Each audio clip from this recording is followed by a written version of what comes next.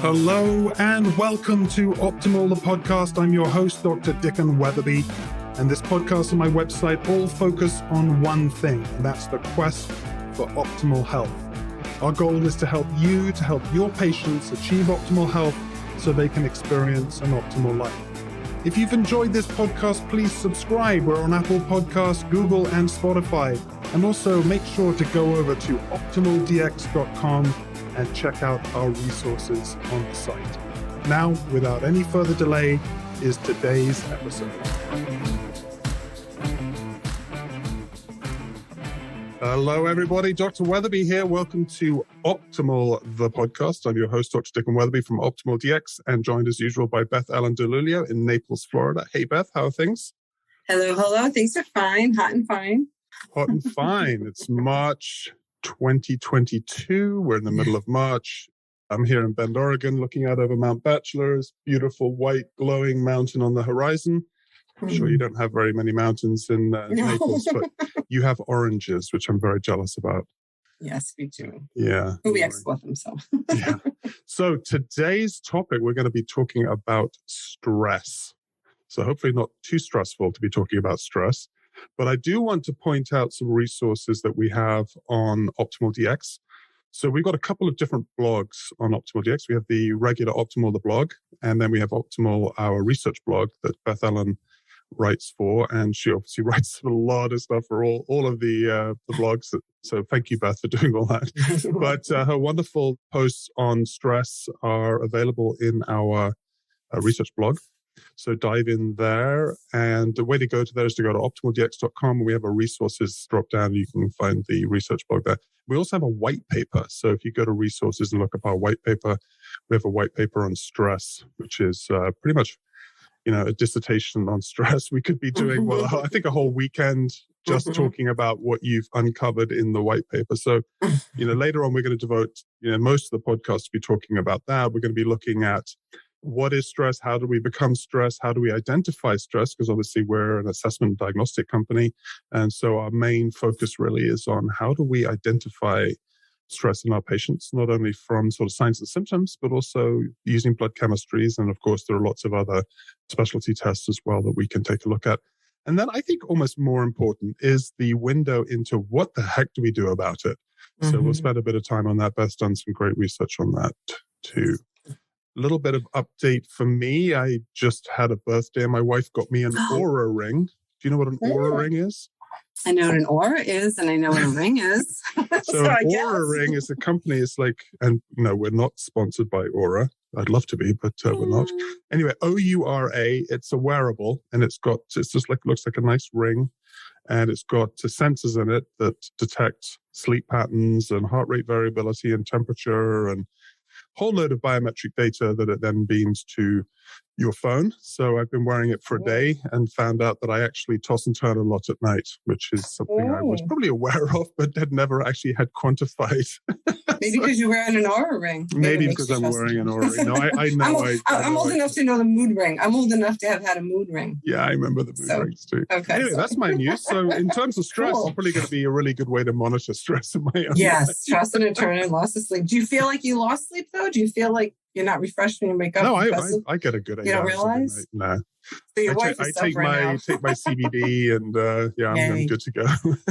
Oh, good. But you're keeping her up now at night, so she's going to get you an Aura bed. She's going to get me an Aura bed and just so I'll find she's put me in the spare bedroom. Anyway, so that's my news. What about you? Anything other than obviously world catastrophes? Russia has invaded Ukraine and goodness knows what else. Yeah, I'm just working for world peace day and night in my mind. I hope that contributes something. But I like to create peace. You can pray for peace, but you can create peace too. So everywhere I go, that's one of my little things. I can create peace. Yeah. So let's create peace. Create peace. I appreciate that. That's a really good.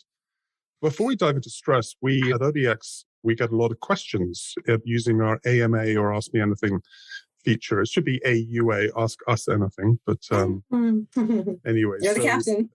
I'm the captain. Anyway, we get quite a few questions. And one of the questions, and these are, if you're part of our software subscription, you're part of our membership into the ODX application, you get to ask questions, and we post those questions on our knowledge base. So it's kb.optimaldx.com if you want to go over there. K as in... knowledge. Right. K is in knowledge. Yes, thank you. And B is in base. And kb.optimaldx.com, you can go over and look at our knowledge base. But anyway, we've got an interesting question, something that I've always been intrigued by. So thank you, Beth, for doing a little bit of research on this. It's the role that distilled water has, not only on just health in general, or maybe it doesn't have a role in health in general, but the question was, does drinking distilled water have an adverse effect on kidney function? Is drinking distilled water safe for someone with stage 3 kidney disease? And also, and I think this is the important question that I want to know, does it leach minerals from the body? Because you always hear, distilled water is a vacuum and the body abhors a vacuum and it's pulling minerals out of your body in order to be able to balance the water. So you kind of did a little bit of a dive into that, and I was intrigued.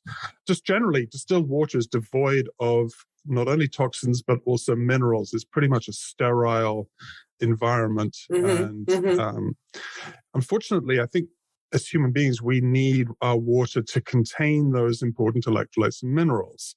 So it might be nice because it is removing toxins and heavy metals and radionucleotides and kills viruses and bacteria and all that kind of stuff. But tell us a little bit about what you found in terms of what distillation does to minerals and sort of the adverse effects that potentially has if you're drinking it on a regular basis.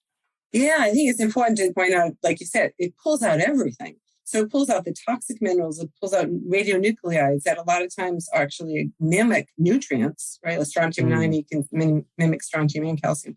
So it pulls out everything, including the good minerals. So definitely you want to make sure that you got those put back into your diet through supplementation, through more plant-based foods, through unprocessed foods, because naturally water does have minerals in it.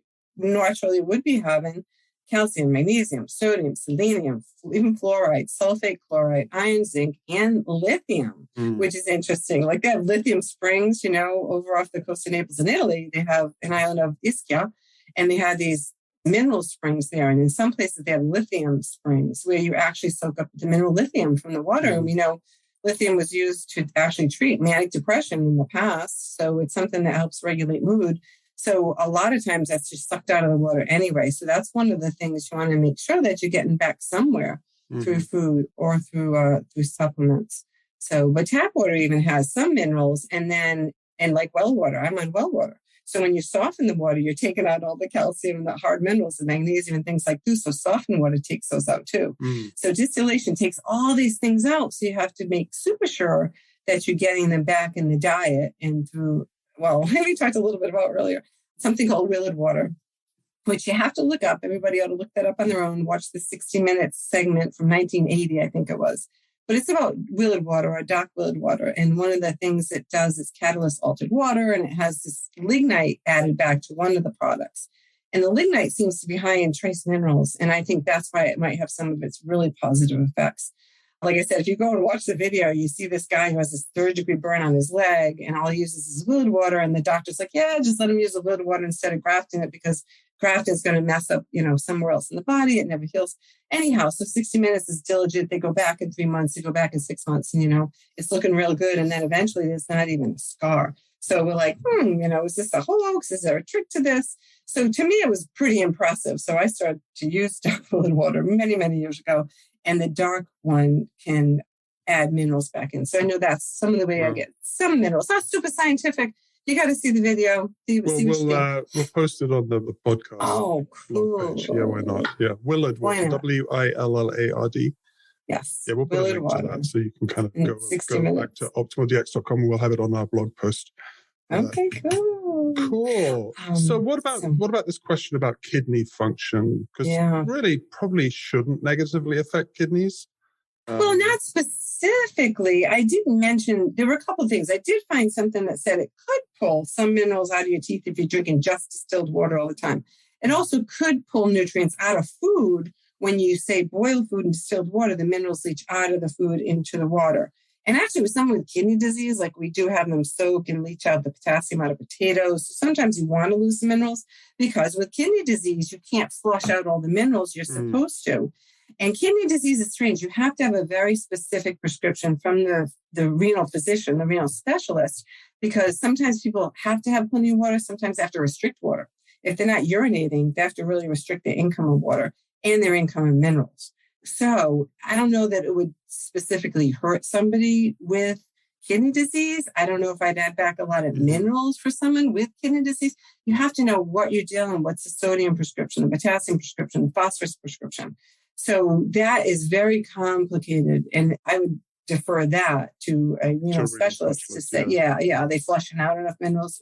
Like what's going on with the kidney? I know they said stage 3, but I would never recommend that. Even as a clinical nutritionist, you have to kind of get the marching orders in that case from the renal physician for the prescription for water and specific minerals. But for everybody else, make sure that you're adding back things, the minerals back in. Same thing with reverse osmosis. Now, reverse osmosis, even it takes out bad minerals, it takes out good minerals, it takes out pharmaceuticals, it takes out radioactive elements, like I talked about before.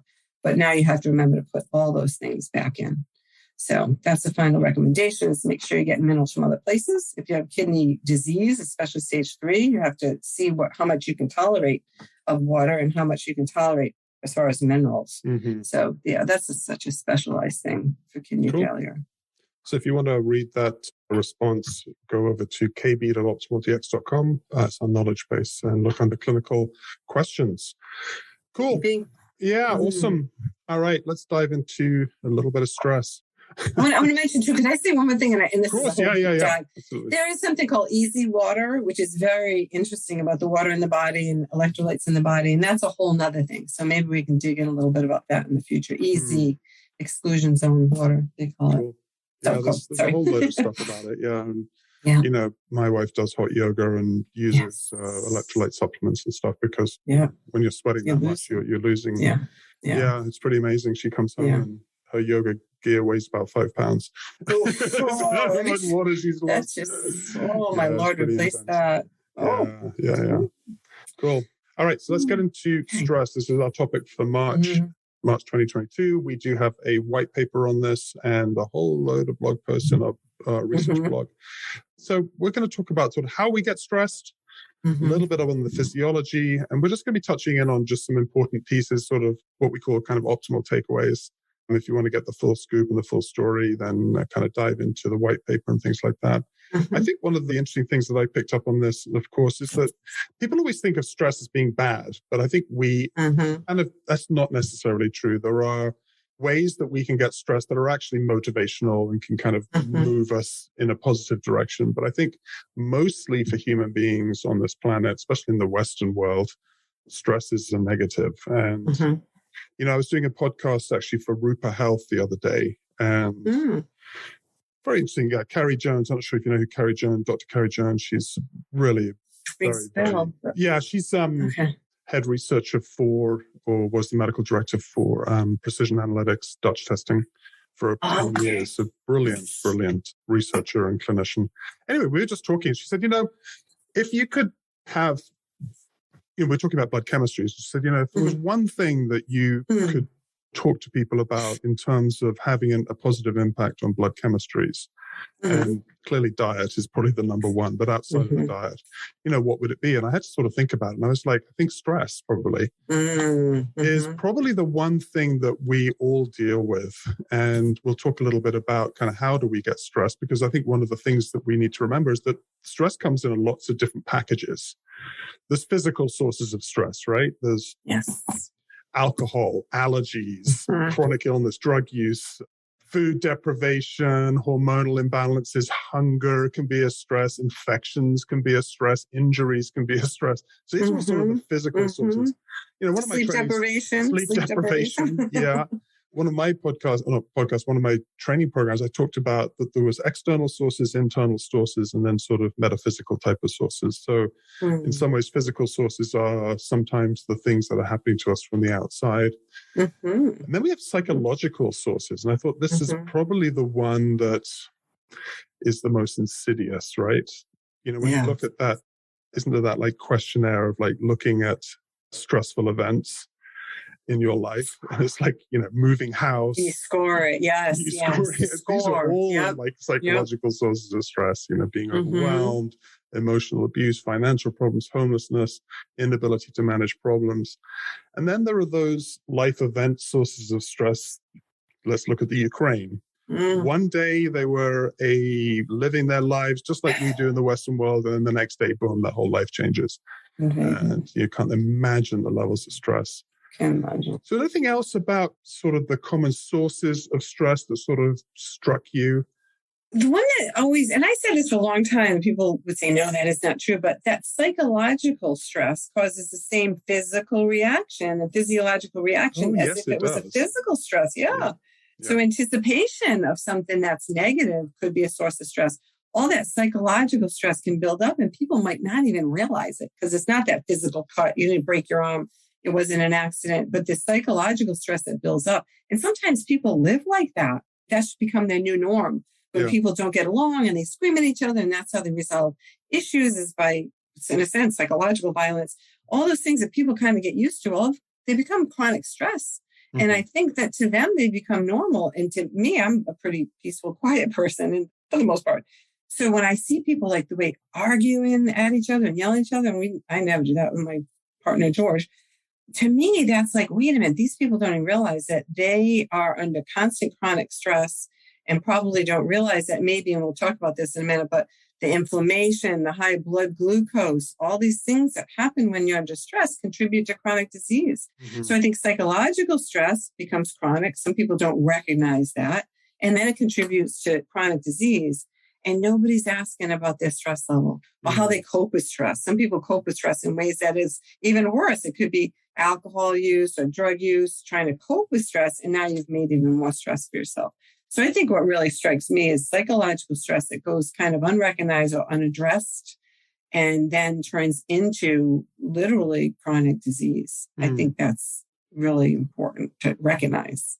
What's amazing to me is that something that's not physically actually acting upon your body, it's more of a mental, it's an internal process, can have such a profound effect on human physiology. Because let's talk about the physiology, right? So we have this chemical hormonal control, ACTH, got hypothalamic pituitary adrenal axis that is all geared around how we handle stress. And obviously, we always have that funny story of like, yes, stress, we evolved to deal with stress with those single episodes like being chased by a saber-toothed tiger. I don't know where we got this sort of analogy of a saber-toothed tiger chasing us, but I guess because this long-toothed animal chasing us across the savannah was an evocative image.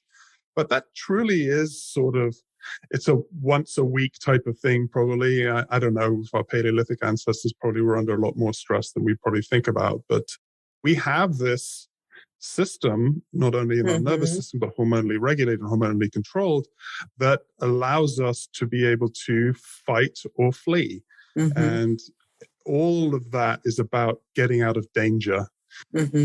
Unfortunately, our body interprets, being late for work, cruising down the LA freeway, trying to shove McDonald's in our mouth and spilling Starbucks coffee on our chests while shouting at the guy next door who just cut you off. That's the stress that we're all under. That's a good time to breathe. That's a good time to breathe. So we obviously have this innate hypothalamic pituitary adrenal axis that is ordered to provide resources for the physical stress response, but it can kind of go awry. And it has profound effects on the human body. So we're not going to go into the physiology of stress. There's a lot of... Oh, you want to? Okay. No, I'm kidding. There's so much to cover. There's so much to cover. I wanted to say, though, instead I'll use this a minute for a quick story. If you have any rabbits, I have wild rabbits in my yard, and I just love them, and I actually feed them when there's no good food around. And if you ever watch a rabbit, right, they run up to eat, then they hear a noise, and they freeze, and they are so ready and poised to run. And maybe they'll run like 20 feet away and stop. And then they're quiet and everything's calm. And then they go and relax and they go back to eating. And I realized that to me, that's what the stress response is for. It mobilizes all that energy for you to run, right? Fight or flight or fight. And I see that with the rabbits. And then their eyes get big, bugged out. And then they realize there's no danger and they calm right down. And I think the problem with humans is we forget that to realize maybe there is no danger and it's time to relax and rest and digest. instead of run or fight or flight. If you're spilling your McDonald's and your Starbucks on your chest in traffic, there's nowhere to run, right? There's nowhere to run. There's nobody to fight. But here you are with this full-blown stress response. So that's a time to breathe and relax and reverse the stress response, I think. And that we could talk about that later with ways to cope. Stuff, yeah. Well, don't let that become the norm. Well, that's kind of where Hans Selye comes in, I think, for me. It's like he back in the 1950s, so 72 years ago, he sort of articulated the very thing that you're talking about. So for that rabbit, the alarm stage fight or flight, they aren't in fight or flight because they're not having to run away, but it's sort of the physiology of the body allows them to get to that point where they identify that there potentially is a stressor, there's a noise or something that's outside of the norm. They stop, their whole physiology gets poised for making that fight or flight movement. And then when that doesn't happen, they can very quickly resume and go back. So they're in that first stage. So for those of you that aren't familiar with the general adaptation syndrome, this is Hans Selye's work. We go from alarm stage, fight or flight. We have like a resistance phase or even like an adaptation phase, I think is probably a great term for that. And then we have the exhaustion phase, because if you keep going with the stress, you move through those phases. But what we were just talking about there with the rabbit, you haven't even entered into those phases yet. You have the natural rhythm of your physiology is allowing you to balance back and forth between these different stages. So let's talk a little bit about general adaptation syndrome.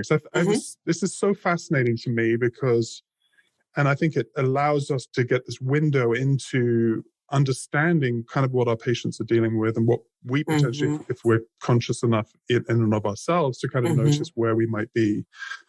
So tell us a little bit about what you kind of uncovered from Selye's work. Well, what I thought was, and I know there's little highlights everywhere, but I thought was really, really interesting is, and this is right from his Physiology and Pathology of Exposure to Stress piece.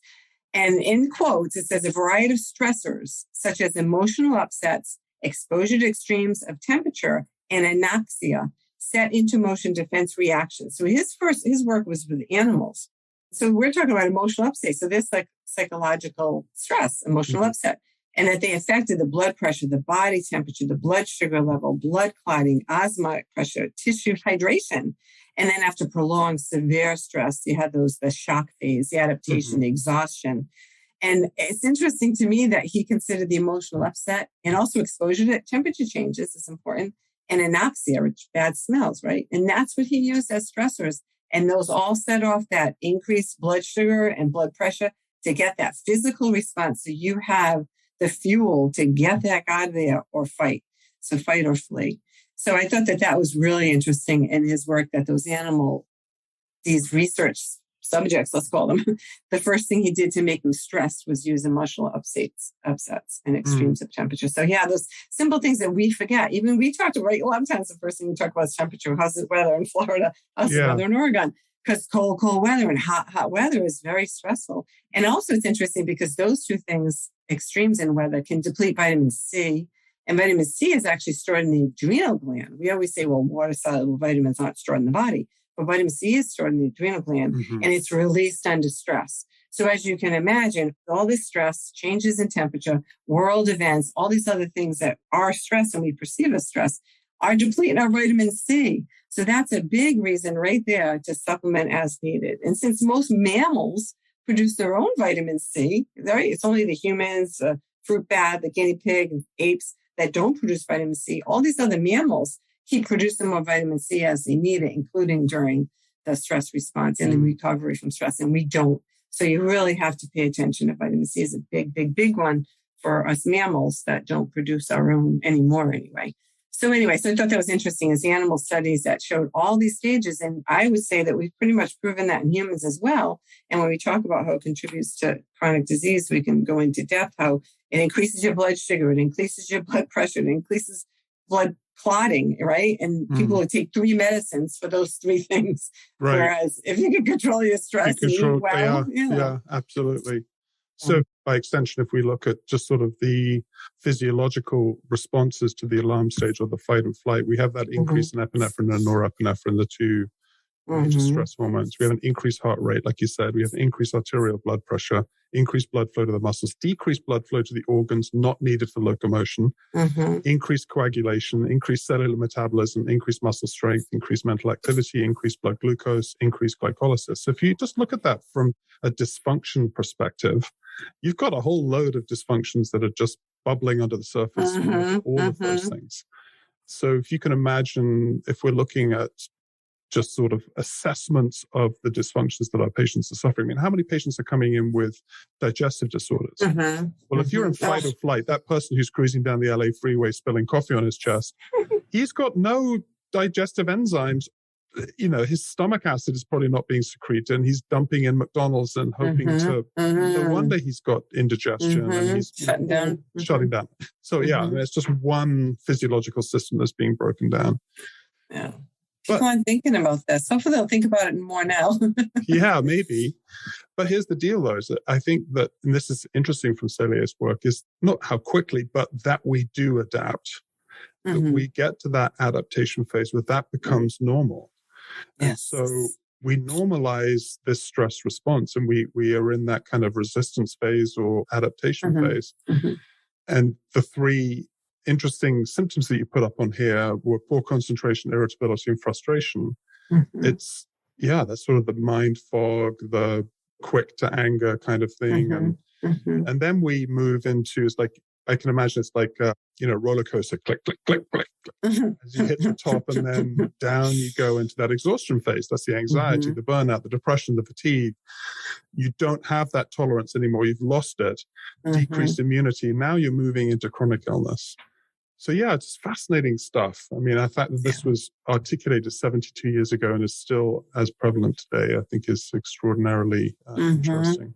Let's talk about some of the consequences. We talked about, obviously, some of the signs and symptoms that are indicative of chronic dysfunctions and diseases, but there are various systems of the body that are strongly affected by stress. So let's go into some of those. Do you want to dive into sort of the cardiovascular?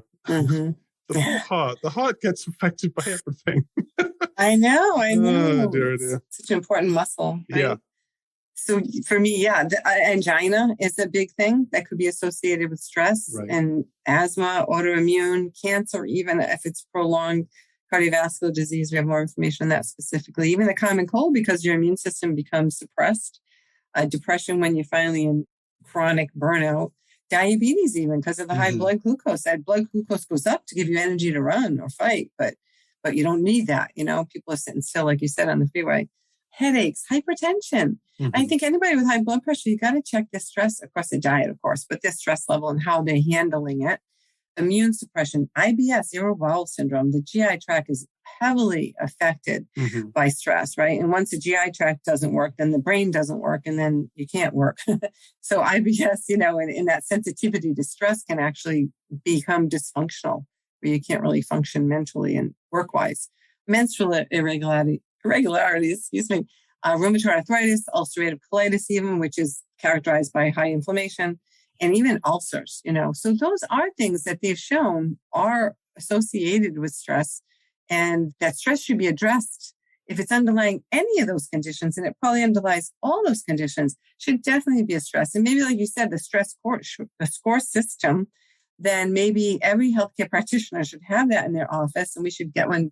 We could probably post one, that at least you're thinking about these things in your mind, that these might be related to stress, and these might be related to why someone is coming into the office. Because that person who's in stress, they're so stressed out, they just want help. They are unable, obviously, to identify stress, or that stress is part of the problem. So I think it should be addressed across the board. And yes, cardiovascular stress, it can accelerate the atherosclerotic process.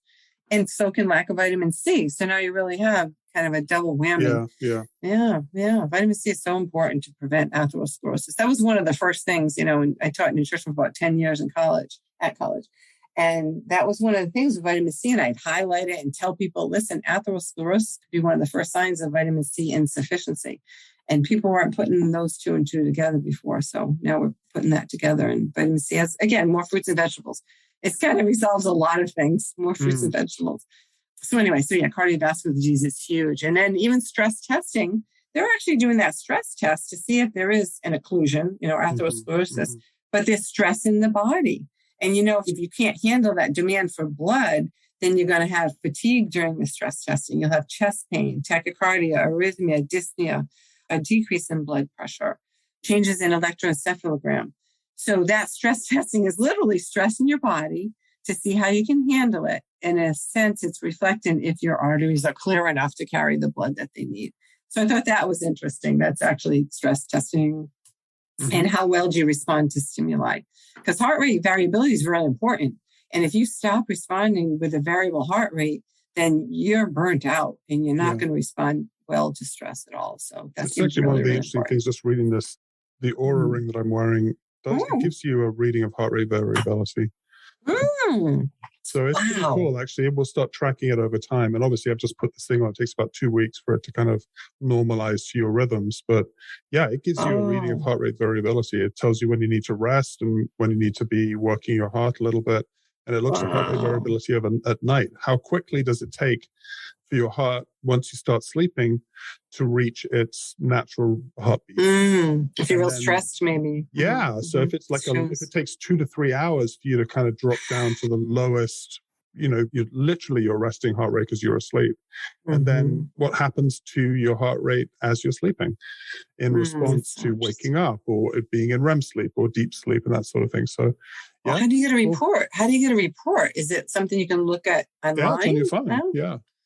Wow. Yeah, it's like cool. The wearables. Anyway, we're digressing, but it actually could, because a lot of people don't think they're stressed. Yes, I know. It's normal. How many people do we talk to that from our perspective, we're looking at them, we're going, wow, their stress levels are through the charts. And yet you talk to them, they go, I'm not stressed. I sleep 6 hours uninterrupted, massive indigestion after eating, all of the things that we're talking about. Yet if you look at the heart rate variability on something like the Aura ring or even some of the other wearables, it doesn't lie. It's like your body is telling you. And, objective. And it's the great thing about this. I mean, sorry, we're digressing a little bit. I'm just kind of excited to have this thing. But it has some on the phone, it has a whole series of meditation, 5-minute meditations. And it's a little bit like Headspace, which I love. But it's like, it might say, take 5 minutes and do a deep breathing exercise. It signals you. So it actually signals you. It notifies you, yeah. Oh, that's cool. It notifies you if you've been sitting too long. Oh, my gosh. You're like, leave me alone. I'm tired.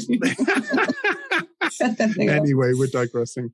All right. So let's dive a little bit into, obviously, the work we do at ODX is a lot of it around blood biomarkers. I was really curious, just sort of the biomarkers of stress and things that we look at. And clearly the things that we can measure are things like cortisol. We can measure glucose, we can measure histamine, we can measure some of the other biomarkers. But there is a tremendous shift in measurable and non-measurable biochemical changes in the body. Some of them go up and some of them go down.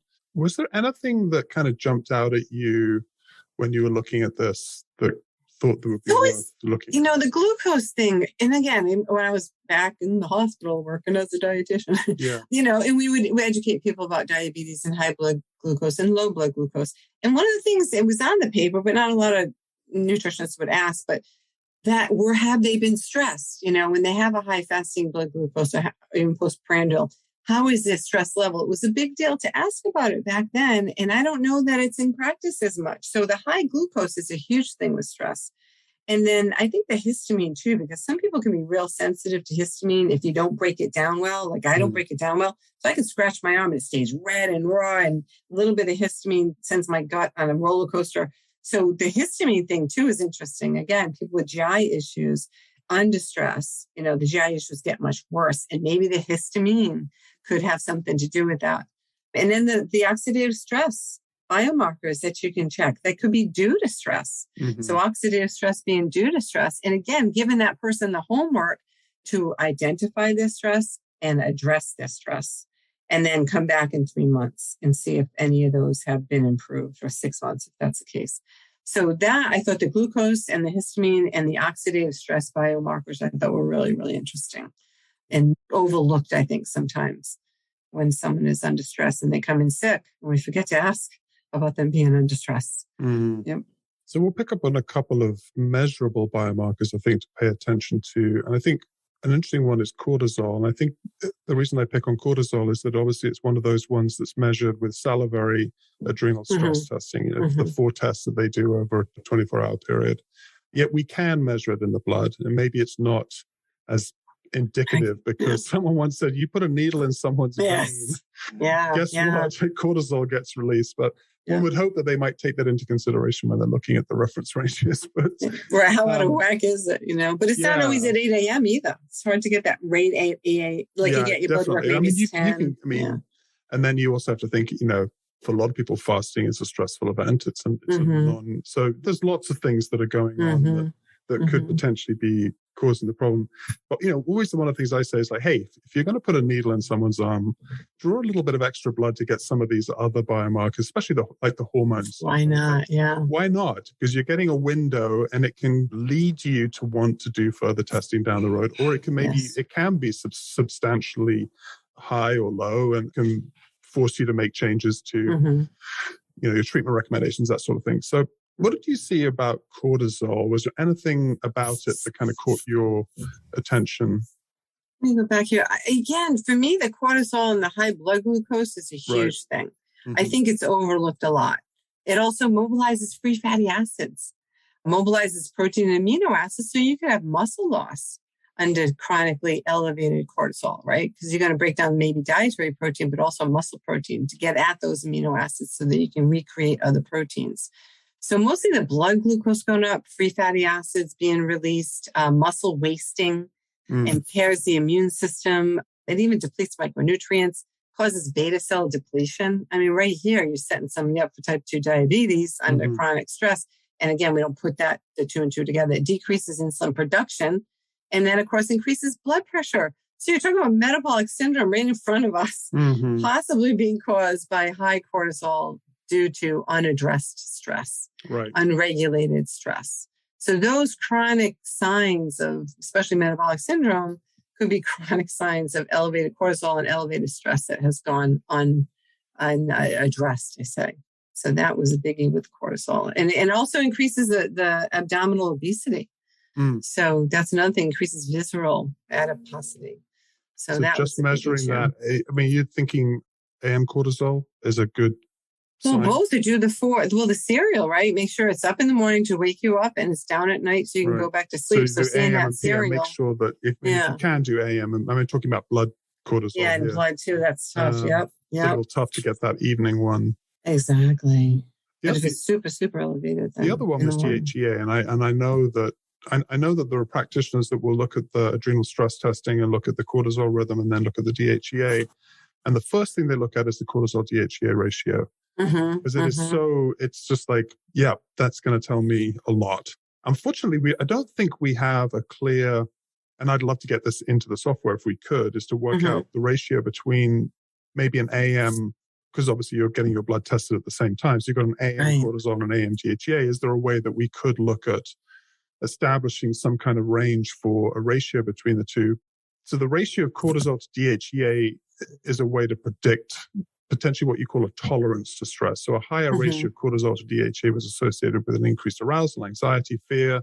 In a clinical study of 30 volunteers, a lower ratio is believed to be buffer the negative effects of acute stress. So anyway, something that we might want to pay attention to is potentially establishing a ratio between the two for that AM serum cortisol and DHEA and see if we can find stuff like that. But I can't tell you how many people I see. I would say the levels of DHEA in sort of the 35, maybe 40-year-olds and above is chronically low. And not just low, I mean, as we say in England, in your boots. It's like, it should be in the 2 to 300s, and it's like 70. What always just struck me is like, is that an adaptation that's happening, or is that a direct cause of something?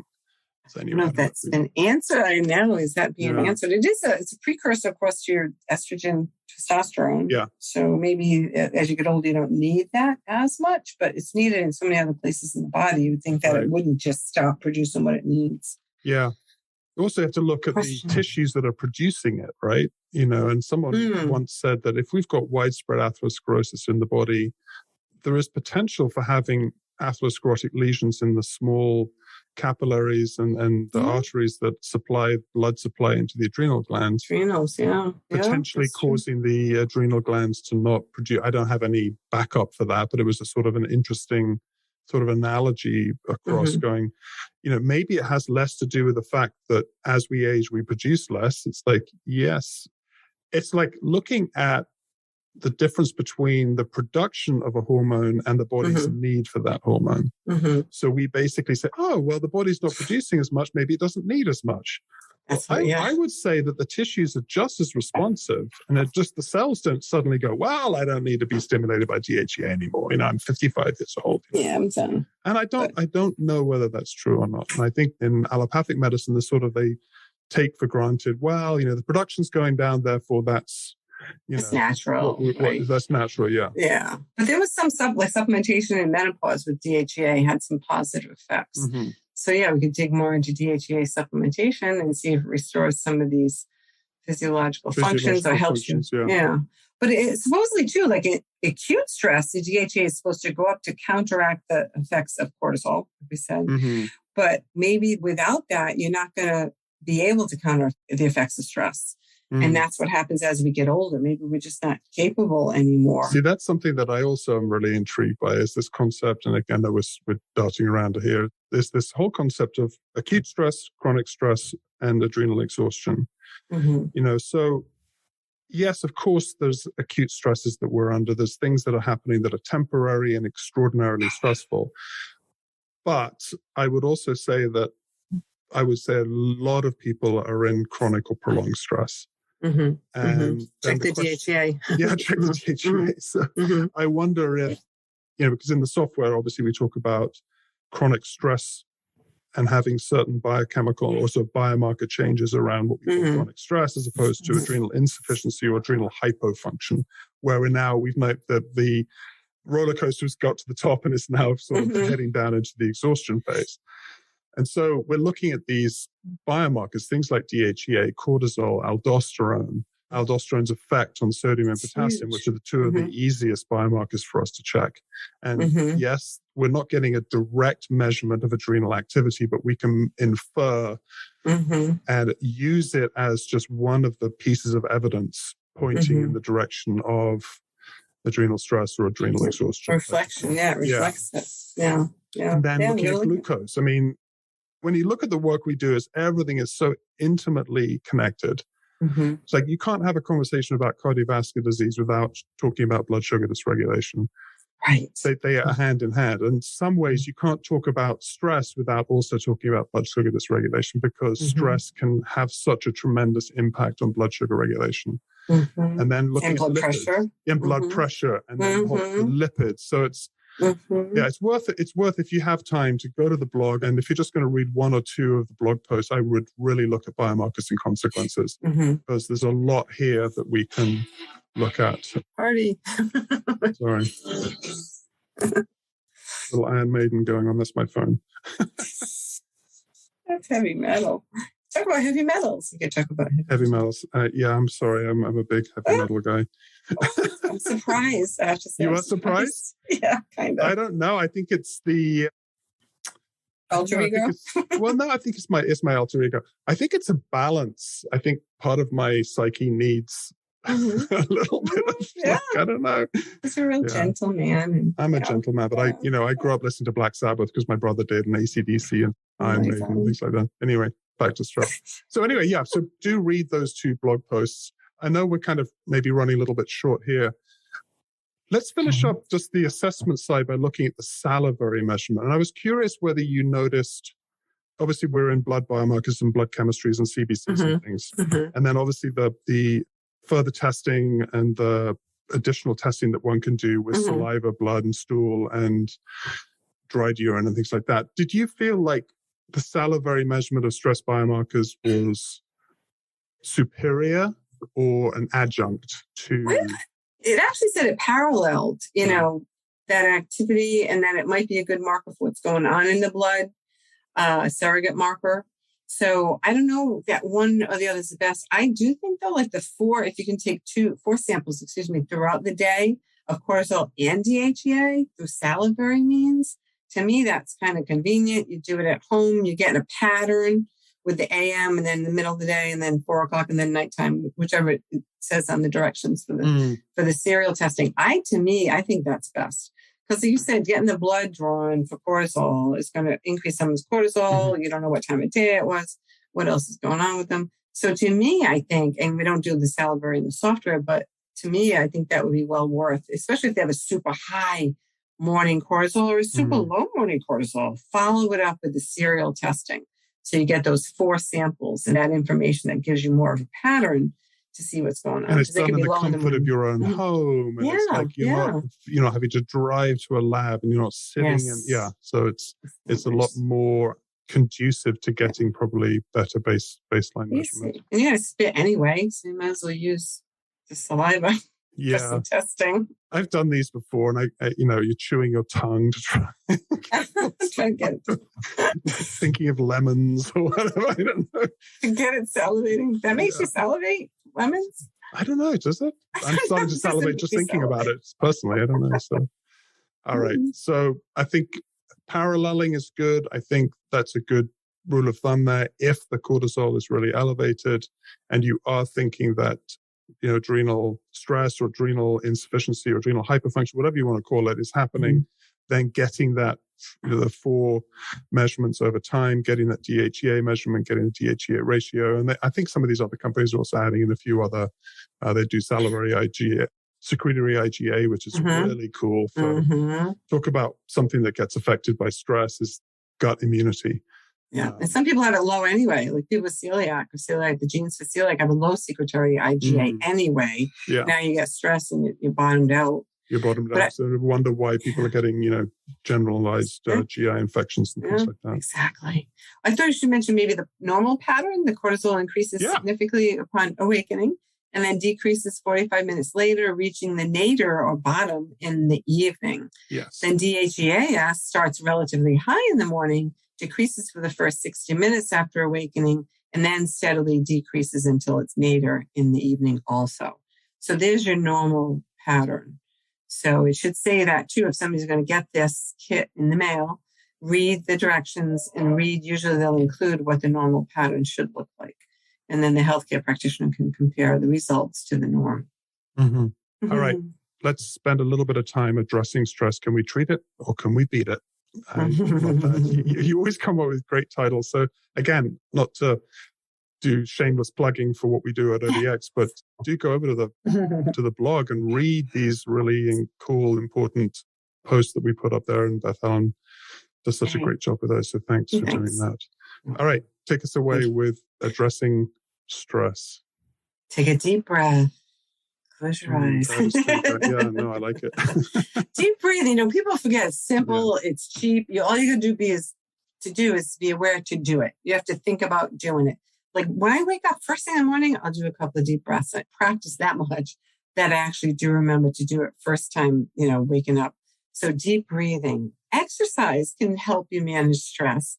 A healthy diet, of course, a healthy sleep routine.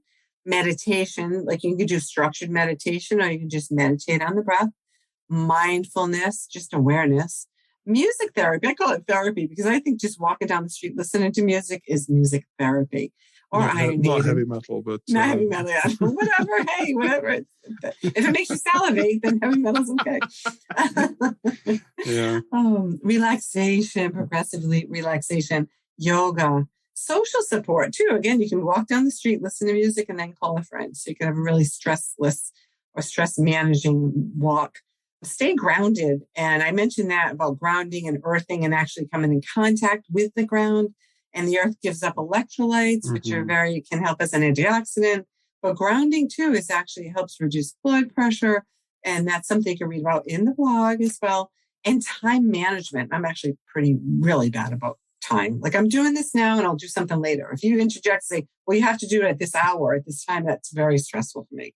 So time management can be stressful, but if you can learn to manage your time so that you give yourself enough time to relax, let's say before a meal or relax before a meeting. I think it was Ben Franklin said he attributes most of his success to being 15 minutes ahead of time. So I guess he showed up 15 minutes and had time to plan for whatever meeting. But that always stuck with me. I don't practice it enough. But, having the time you need to relax during an event or relax during a meeting. So time management is actually important, even if it's a little stressful. And then the quick tips for breathing deeply. I find laying on the ground or even laying in bed, if you bend your knees, it kind of stabilizes you. And then literally do nothing but pay attention to that breath and inhale for as long as you can. Hold at the top for as long as you can. Exhale thoroughly for as long as you can. And then hold it out for as long as you can. And that can be very meditative. And if you get into that kind of rhythm, even for 5 minutes, my God, there's 1,440 minutes in a day. We can take 5 minutes to sit down and breathe deeply. And you can do it in traffic. You can do it anywhere. So that's, I think, if I had to say number one, what the quickest, easiest thing to do to manage stress would be, I'd say deep breathing, really deep breathing. It's quick and easy. And cheap and free. And free. Yeah. Cool. Well, I love that. I mentioned earlier the Headspace app for those of you that do have phones. Really just cool. There's like 5-minute meditations and they have breathing exercises and things on that. It's and the guy's he's English. I like his voice too. So he does good guided meditations and it has a profound effect. And I'm kind of curious to see kind of with my new wearable kind of what impact it might have on that. But let's talk about food, because obviously food is really important. And before we kind of get into food, I'm also thinking about setting the right mood and tone for eating. So that we talked a lot about that guy driving down the freeway, eating McDonald's and shoving it in his mouth. That is just antithetical to how our body digests it. Yeah. So making sure, if you can, have at least just one meal a day in the evening where you're sitting down. And, we try to do this with our kids. We had 4 kids in the house and each all different ages and stuff. We just really made evening dinner a time for the family to get together and to talk. And, hopefully we instilled they're all in their 20s now and running around doing whatever they want now. But I think we had a good impact on them. But I think it's important to have the right environment in which to start eating. And it's like, you're Italian origin and in Italy, that's exactly what they do. Start out with a little, maybe an aperitivo and some olives and just things just to kind of waken the digestive system up, not only just with food, but also with senses and smells. And having that routine where your body knows that we're going to be sitting down, you kind of get yourself ready to digest. So that digestion happens when you're not stressed, because you're in a parasympathetic mode and the blood flow is in your digestive system. It's not in your peripheral muscles. Anyway, I thought that's interesting to point to. Definitely. And then the rest and digest phase too. I'd say that's people. That's a phase. Rest and digest. Not the fight and flight, but you want rest and digest. And then you look at just sort of the healthy diet itself. And, oftentimes as practitioners, we're looking at it from the supplemental perspective. Alpha lipoic acid and all these different amino acids and B vitamins, even supplemental vitamin C. I love the whole foods approach that you really not just buy into, but you really talk about a lot in the writing that you do. And I'm 100% am behind all of that. So many people say, you sound like a broken record every time you talk about, it's all just healthy diet. Just eat unprocessed plant-based foods, including fruits and vegetables and whole grain. Exactly. But the reason we do it is that it works. And it's like, you don't have to be on this next fad diet. You don't have to be like jumping on the next bandwagon. It's like, this stuff has been happening for centuries. So take it away. Yeah, there were some specific foods, like you said, the nutrients, right? And again, I'm a real big fan of a high potency, good multivitamin mineral supplement. Simple, quick, easy, covers a lot of the bases.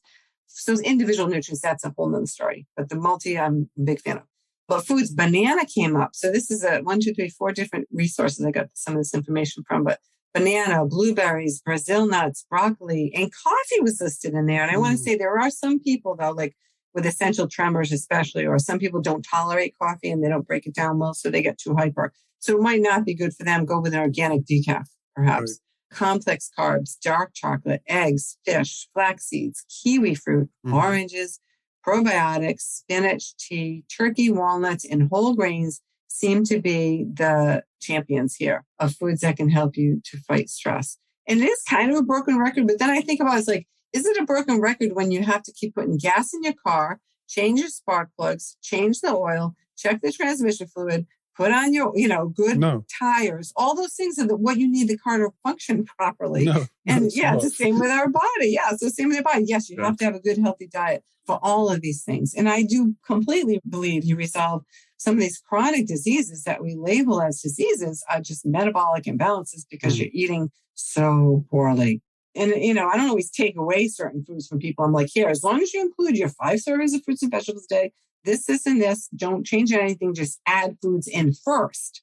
And then the good foods can start to crowd out the bad foods instead of making it like a psychological thing, like you're a bad person because you're eating a donut. I never shame people about food. I'm not the food police or anything, but it's a more gentle approach where I say, listen, I just want to see you get these things into your diet first, and then we can minimize some of those other things down the road. So adding these things in is a huge, huge, big thing. And again, it's plant-based foods, unprocessed, organic whenever you can, plenty of fish, high in omega-3 fish. So it's all the same thing. We're all talking about the same elephant. We're feeling it in so many ways, and we label so many different parts of the elephant, but it's this giant thing that is a good, healthy diet, helps reduce your risk of disease, helps you tolerate stress. It's that simple, but, some things make it complicated when there's so many approaches out there on the internet. Yeah. And, everybody wants that one piece of the elephant that they're correct and they're the only way you can go. But it really is a bigger picture and a healthy diet. And again, some of these foods right here, some of these botanicals, even herbs and things, pretty benign. And essential oils. I'm a big fan of essential oils as well. Stress busters. Just to breathe or internally? I do everything. Yep. I get organic. Internally, I'll take peppermint, rosemary oil, and under different circumstances, lemon. I make my green lemonade. I put rosemary oil in my soup. I use oregano oil. It kills germs in your gut. For parasites, It kills things. And I use lavender for inhalation. So that I use for inhalation. Sometimes I inhale peppermint. I put peppermint into normal saline to use for a nasal spray because I get a lot of allergic symptoms or allergy symptoms. And that works great. And then inhalation too for some of the like jasmine and sandalwood and ylang ylang. So there are some things that you don't want to take internally, but there are some that I feel perfectly safe, and I don't use more than 5 or 6 drops of it. And I use it in my soap. I make my own kind of aromatherapy soap too. Lovely. Yeah, and lavender especially. And then they've done research on lavender and relaxation, and they use it in some hospitals. Even they did some studies in the hospital. So lavender is a biggie. Yeah, I'm a big, big fan. So we'll finish up with, I think, the one nutrient that is absolutely essential for just basically anybody that is stressed is vitamin C. Yep. One of my mentors said, vitamin C is the food for the adrenals. And we know that it's stored there. And you've talked about it already. I thought this was an interesting thing. The increase in circulating vitamin C is able to put the brakes on hyperactivation of the HPA axis. Has an antidepressant effect. So I think some people get a little bit hung up on vitamin C because there's so many different choices that are available to them. It's something that you can very easily get at Costco or Walmart. And so looking at quality versus quantity here, do you have a positional thought on ascorbic acid versus mixed ascorbates, adding bioflavonoids in with that, looking at a sort of a whole food type of approach?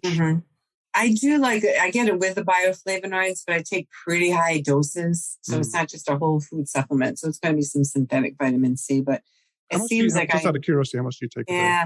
Well, I take 6 grams, 2,000 milligrams 3 times a day. Because if I don't, I get super stuffy. So histamine's a problem because vitamin C is an antihistamine as well. And I bruise easily. Like if I just bump a table, I get a big old bruise if I don't take enough vitamin C. So I've noticed that with myself. I have to take those higher doses. And I've done like Dr. Jaffe's ascorbate flush.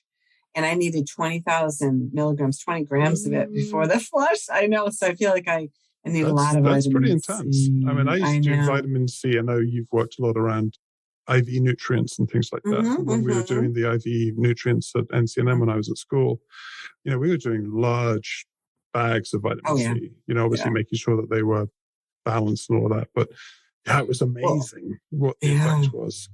I had an uncle that used it in surgery. He was a surgeon. And you said that.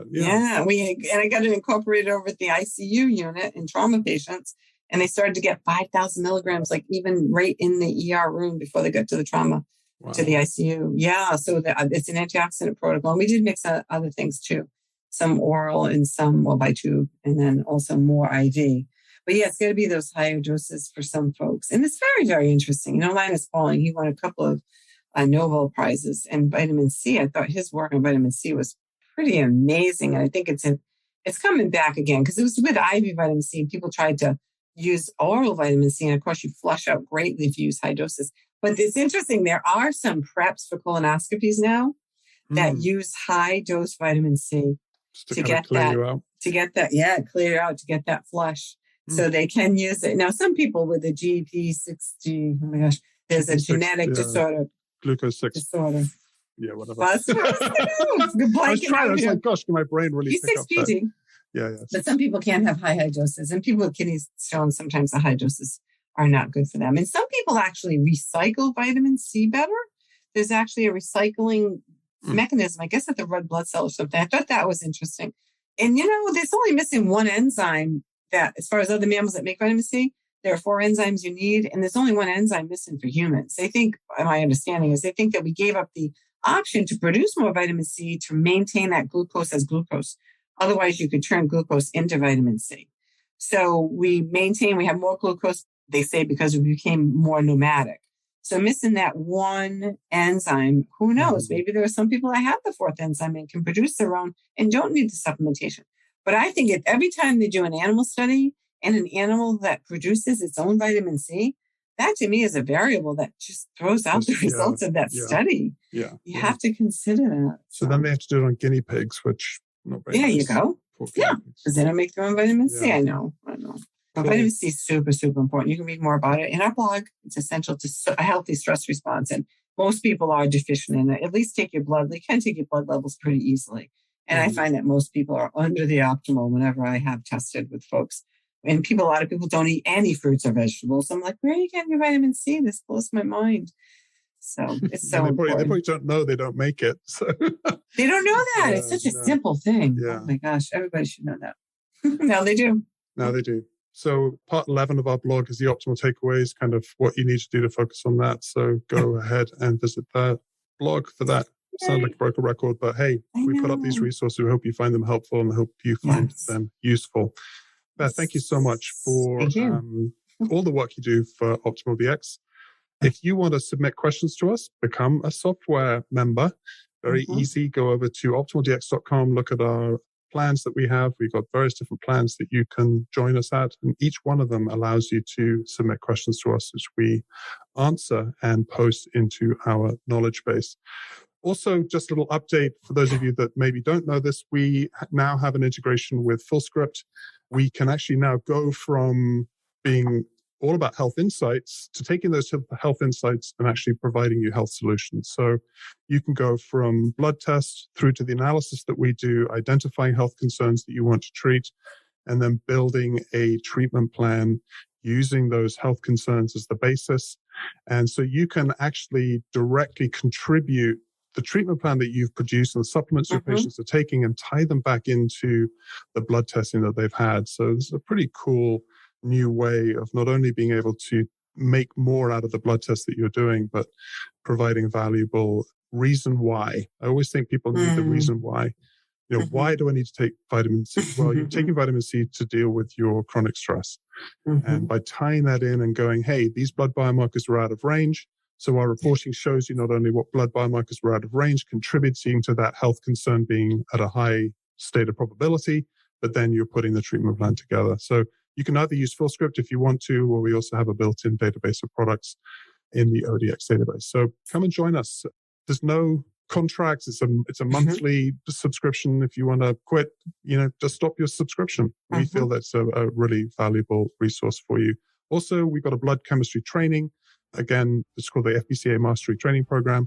I do a 36-hour deep dive into blood chemistries, and we cover a lot of stuff. So anyway, shameless plugs right there. But thank you so much, Beth, for all of your hard work. Couldn't do this without you.